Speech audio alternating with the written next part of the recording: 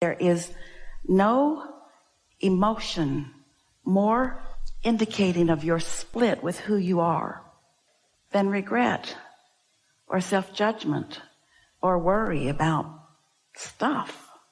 Is it enough for you to say, I did the best I could do as I was going along, and that's the best I can do? And that's good enough, and it's got to be good enough because it's all there is. And so anything less than that takes you down a rabbit hole that can keep you in a state of resistance unnecessarily for a long time. And we know it's not the easiest thing to hear. You all, a lot of you, have been running around for a long time trying to jump through hoops and make all the marks on all the charts that do not really exist anywhere except in the mind of disconnected humans. And you're not going to let go of all of that practiced self-condemnation all at once. But you got to let go of it, or you can't be a cooperative component to who you are. You all practiced conditional love like most humans for a long time. So someone who says, I want to be in alignment all the time, is someone who is suffering from not being in alignment. And so the relief of that is what you want. And so it's all right to say it as long as you understand what it means. Esther used to say to Jerry, I think I should just bring Abraham in, and you can just live with Abraham. It'll be a much better life experience for you. And sometimes to tease her, Jerry would ponder that question a little bit. But always he said, no, it's way more fun this way. It's way more fun this way. You want step one. And you want the thrill. You see, you know at many levels of your being that you are source energy. You know at many levels of your being that you're supposed to feel good. And when you don't, you know something is really, really off.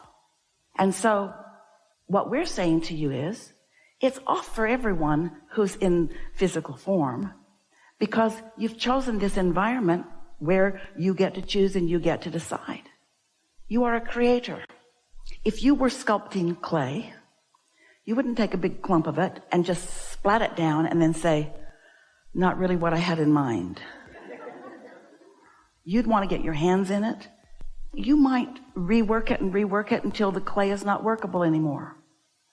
In other words, you want the satisfaction. Satisfaction comes from having desires and moving in the direction of them. We didn't say satisfaction comes from having desires and getting there and staying there. It's this dynamic, creative, juices flowing you.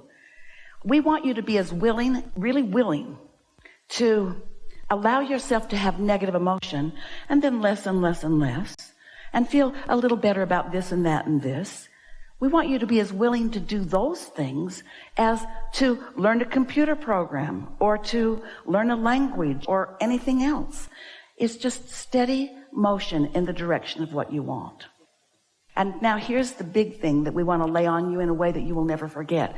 You're never going to get all the way over there. There always is going to be a gap, because in every moment you're going to be standing. So you know what you don't want, you know what you do want. You launch the rockets of desire, but they don't feel normal to you because you know what you don't want more than you know what you do want.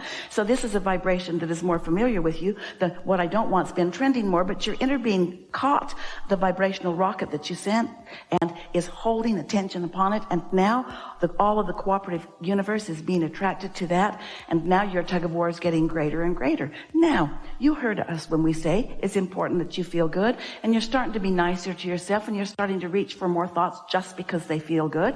So you are closing that gap, getting closer and closer and closer. And now the gap is closed, and there's a manifestation. Immediately, yes, you got the manifestation of something that you wanted, but you also now have a whole new set of contrasting experiences that are helping you to know what you don't want and know what you do want. That's always the way it's going to be while you're here in this physical body. You'll never get it done. And so it might be a good idea to start letting it be okay that it's not done and have fun in the journey. If you were going on vacation, you have this itinerary, you're starting out here, and you're going to go there and there and there. You're going to go maybe really far. Maybe you're going to get on an airplane and go really far, but you're going to come back here to where you live, where all your stuff is. You wouldn't say, oh, now wait a minute. I'm here. I'm going to go all of those places, but this is where I'm going to end up. Why go? Why go? Because it's way fun. New observations and insights and understandings and opportunities.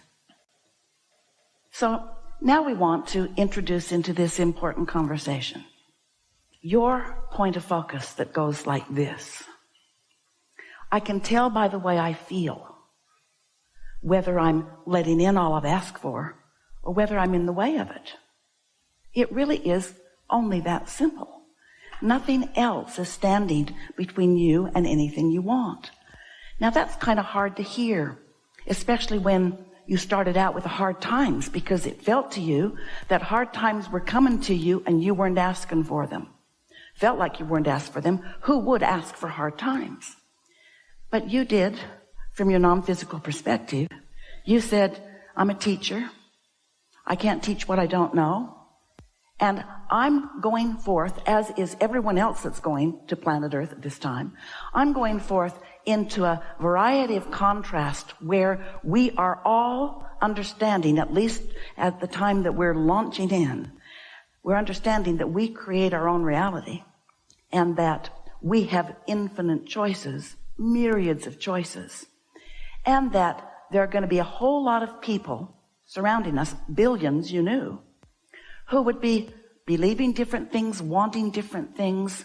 Talk about a sort of chaotic environment. And you said, I want to get good at this early on. I don't want a feathered nest. I don't want everything lined up around me so that all I have to do is weakly, lazily, sloppily, just observe and feel good about what I'm observing. I want to know how to maintain my balance because I believe in these things. I believe in free will of 100% of the population on planet Earth, in the universe, because I know that the law of attraction responds to every vibrational frequency. And so I want to be really good at focusing, which means I'm going to have to hold my vibrational tone no matter what's going on around me, because otherwise I will be in a trap, as so many generations that have gone before me have been, where I will be living a very conditional love, because they're not all going to behave the way I might think I need them to behave in order for me to feel good. They're not going to do it. But I want to love anyway. I don't want to be part of the world that needs to line up in segments, pigeonhole and catalog, and say, this is what we believe in, this is the right way, and therefore everyone else is wrong. And then gather a stance of pushing against what I don't want, because I know you said, we said we'd remind you. I know that the law of attraction is responding to my own thoughts. And if I'm pushing against what I don't want, I'm attracting what I do not want. That's not why I'm going into this body. That's not what creation is about for me. I want variety. I don't care if it's difficult. I'll figure it out as I go along. And in time, it will be hard enough for me that I will start looking for answers and I will find them, because I know you said from that non-physical perspective, no matter how much is going on around me, if my desire is strong enough, I will find the way. Desire is a very powerful thing. And when you think about your inner being who's lined up there with you, who's focused with you, who's calling all cooperative components forth, when you ask, it is given. Someone should write a book. When you ask, it is given. The only question is, are you a cooperative component? Or are you stuck on some thought that you've been thinking for a long time, trending on? Because so many, Esther talks about it with herself every day, want to be right about this. You live life and you gather lots of experiences and you have exposure to lots of things and you come to lots of opinions and you really believe that you're right. All of you do. Each one of you believe that you have the right perspective. You should have seen Esther and her daughter trying to decide where to place a piece of furniture the other day. It was really funny. Esther came this close to saying, "This is my house." Because Tracy has good ideas too. And one idea was really as good as the other, but this is my house.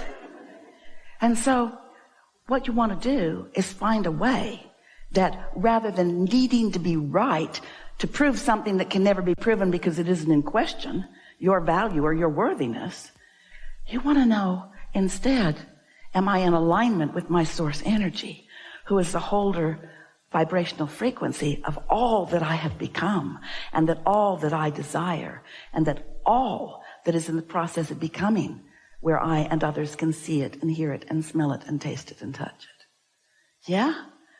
That makes so much sense to you, doesn't it? As you hear it right now, you feel the resonance of that. So that means your work is, when you're involved in life and you run across yet a new experience that causes you to feel a new pinch of negative emotion, that means this is an opportunity for me to release some resistance. But if it's a strong, hard pinch, if it's a very strong negative emotion, right here, right now, you're not going to do much to release the resistance.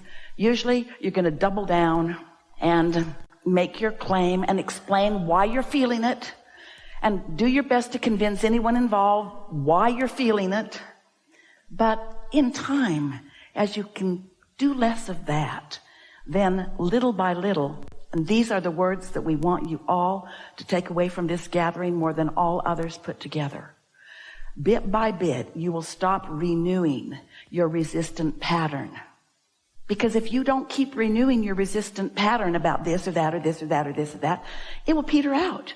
It will cease to exist. It will be clear attraction. You'll be a cooperative component because you've released that. Jerry used to tell the story of sitting in front of a fireplace when he was a kid.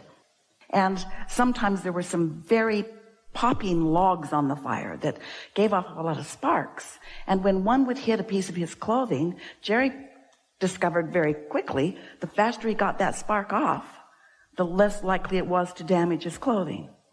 And negative thoughts are the same way in this sense. The faster you turn your attention from them, the faster you do not continue to activate them by your attention, the faster you do not continue to activate the vibration in you of that thing you're focused on, then the easier it is to do. But if it's something you've been carrying around for a while, don't try to do it right now. It'll just make you nuts.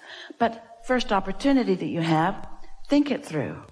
Think it through and just ask yourself, when you're not feeling the intensity of the negative emotion, is this something that I want to continue to push against and continue to activate as a vibrational point of my attraction and continue to use as my current excuse to keep myself from this I want and this I want and this I want? Just reason with yourself when you feel better and catch yourself when it's something light and easy to just, as Jesus said, turn the other cheek.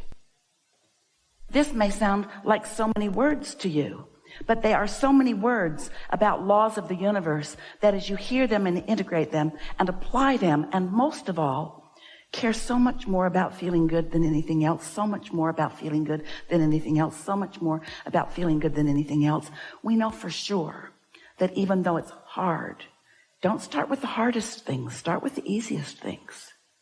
And show yourself how you can focus by deliberate intent. That's what a deliberate creator does. And that's why you chose the life you chose.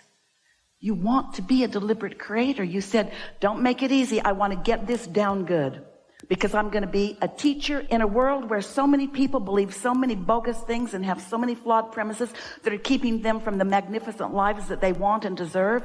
I'm going to get this. I'm going to focus, and I don't need smooth sailing to focus. I can focus and focus and focus when it's easy, connect with my inner being until I know what that feels like, activate within myself more often than not the feeling of love, less and less feel hate or discontent or aggravation of any kind, until you'll have your sea legs. You will.